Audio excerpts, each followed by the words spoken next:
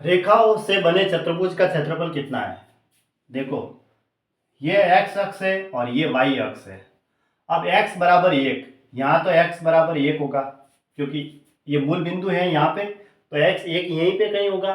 और फिर कह रहा है x बराबर 3, तो x बराबर 3 मैंने यहाँ लिया क्योंकि 1 से थोड़ा ज़्यादा होगा। फिर कह रहा है y बराबर 2, तो y बराबर 2 कहाँ होगा? एक, ये 1 है तो 2 थोड़ा ऊपर होगा ना, यहाँ ये ले लो y बराबर 2, तथा y बराबर x प्लस 3 से बने चतुर्भुज का क्षेत्रफल बताना। अब y बराबर है वो x प्लस 3 है। देखो x बराबर 1 है और y बराबर 2 है, तो इनका एक जो बिंदु होगा ना वो यहाँ होगा, एक बिंदु, तो ठीक है, क्योंकि 1,2 है, क्योंकि x की वैल्यू तो 1 है और y की वैल्यू 2 है, इसलिए ये x का निर्देशांक और ये y का निर्देशांक।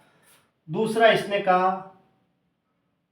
x की वैल्यू 3 है लेकिन y की वैल्यू 2, तो ये लो 3,2, एक निर्देशांक ये हो गया, ये 3 है और ये y की वैल्यू यहाँ से यहाँ तक ये 2 है और x की वैल्यू ये 3 है, तो आगे वाला x है और पीछे वाला y है। 1 2 और 3 2, ये तो हो गए दो निर्देशांक। हमें चतुर्भुज बनाना है क्योंकि चतुर्भुज का क्षेत्रफल बताना है। फिर y बराबर x प्लस 3, एक ये इक्वेशन दे रखी है। अब इसमें से x की वैल्यू तो हमने ये ले ली। अब x बराबर अगर हम 1 लेते हैं तो y की वैल्यू कितनी आती है? x बराबर 1 रखने पर y बराबर कितना होता है? 4, और x बराबर 1 रखने पर, और x बराबर कितना, अब 3 रखने पर, 3 रखते हैं तो y बराबर कितना आता है? 6। x बराबर पहले मैंने 1 रखा तो 1 और 3, y की वैल्यू 4। x बराबर फिर मैंने 3 रखा तो y की वैल्यू कितनी आई? 6। अब x बराबर तो 1 है तो इसी दिशा में चलना है, लेकिन y की वैल्यू 4 और 6 है, तो 4 तो कहीं यहाँ होगी, ठीक है। कब? जब x बराबर 1 रखा तो y की वैल्यू 4 है, तो 4 ऊपर होगी क्या? यहाँ रख देता हूँ इसी की सीध में, यहाँ, ठीक है।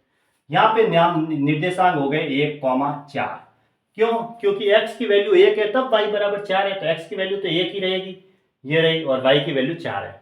फिर x बराबर 3 है तो y बराबर 6 है, तो x बराबर 3 इसी दिशा में चलता रहेगा, और y की वैल्यू 6 है तो थोड़ा ऊपर जाएगा यहाँ तक। यहाँ निर्देशांक है 3,6, क्योंकि x की वैल्यू तो 3 ही है और y की वैल्यू 6 है, तो 4 से ऊपर जाएगा। अब चतुर्भुज बना, ये चतुर्भुज का क्षेत्रफल बताना है।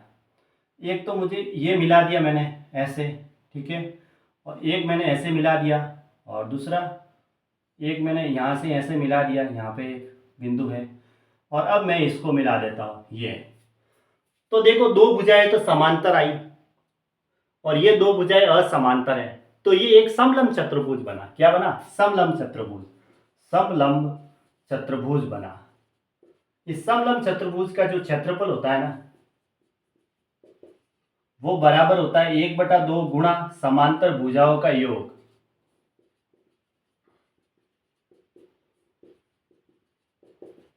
और गुणा बीच की लंबवत दूरी, ऐसे बीच की लंबवत दूरी, ठीक है। अब 1/2 तो लिख दिया मैंने। समांतर भुजाओं का योग, ये भुजा और ये भुजा समांतर है, तो इनकी दूरी कितनी है वो बता देते हैं।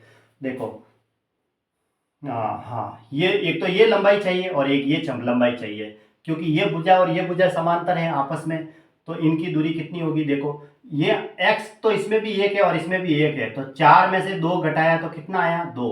डायरेक्ट लिख दो, क्योंकि ये दोनों समान है भाई। x2 माइनस x1 का whole square plus y2 minus y1 का होल स्क्वायर अंडरूट के अंदर करेंगे तो 1 में से 1 गया तो वो तो 0 हो जाएगा, और 4 में से 2 का स्क्वायर करेंगे तो स्क्वायर से अंडरूट कैंसिल करे जाएगा तो वापस 2 ही आएगा, इसलिए डायरेक्ट ये में से ये घटा दो। इसमें भी देखो x तो सेम है, तो 6 में से 2 घटा दो, कितना आया? 4। 6 में से 2 घटा दिया, क्योंकि x तो सेम में, 3 में से 3 जाएगा तो 0 हो जाएगा, 6 में से 2 घटा दो तो ये दूरी कितनी आई? 4 आ गई। तो समांतर भुजाओं का योग, यानी समांतर भुजाओं का योग 2 + 4 हो गया। अब बीच की लंबवत दूरी ये है, ये दोनों 90 डिग्री का कोण बना रही है, ये तो लंबवत दूरी है नहीं, वो तो तिरछी जा रही है, लंबवत दूरी तो ये रही। तो अब इसमें देखो समान है क्या? 2 है, वो y का निर्देशांक तो समान है, तो बचा क्या? 3 में से 1 घटा दो, x का निर्देशांक 3 में से 1 घटा दिया तो कितना आया? 2। तो इनकी लंबवत दूरी हो गई 2। अब ये 2 से 2 कट गया था, 2 और 4 कितने हो गए? 6, तो 6 वर्ग का इसका क्षेत्रफल आ गया। बस ऐसे डायरेक्ट इसका आंसर आ गया। कौन सा ऑप्शन बैठा? फिर ऑप्शन ए सही है।